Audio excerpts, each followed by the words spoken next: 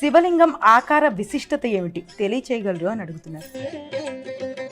శివుడు లింగాకారంగా అలా ఉద్భవించి ఉన్నాడు.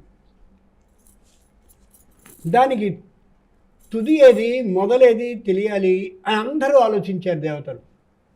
అంతుబట్టల బ్రహ్మని నీకు హంసవాహనం ఉందిగా, పైదాకా వెళ్ళి చూడు అని పంపిస్తే బ్రహ్మ హంసవాహనం మీద అలా ఎగురుతున్నాడు. ఎక్కడా తెలియలే. విష్ణువుని పిలిచారు. నువ్వు ఎత్తిన అవతారాల్లో వరాహ అవతారం ఉందిగా, భూమి లోపలికి కూడా అలా అలా అలా అలా తవ్వుకుంటూ పెడతావుగా, ఈ శివలింగానికి ఆ ప్రారంభం ఎక్కడుందో తెలుసుకురా. ఇద్దరూ వెళ్ళారు. ఈయన ఎంత దిగువకి తవ్వుతున్నా, ఆయన ఎంత ఎగువకి ప్రయాణిస్తున్నా తుది మొదలు తెలియలే. వెంటనే ఏమిటిది తుది మొదలు తెలియకుండా ఏదైనా ఉంటుందా అని అనుకుని ఓ ఇద్దరిని సాక్ష్యాలుగా తెచ్చుకున్నారు. ఆవు గోవనమాట.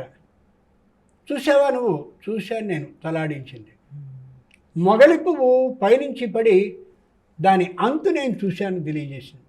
ఈ రెండు అబద్ధపు సాక్ష్యాలు కాబట్టి ఆవు ముఖం పవిత్రం కాదు.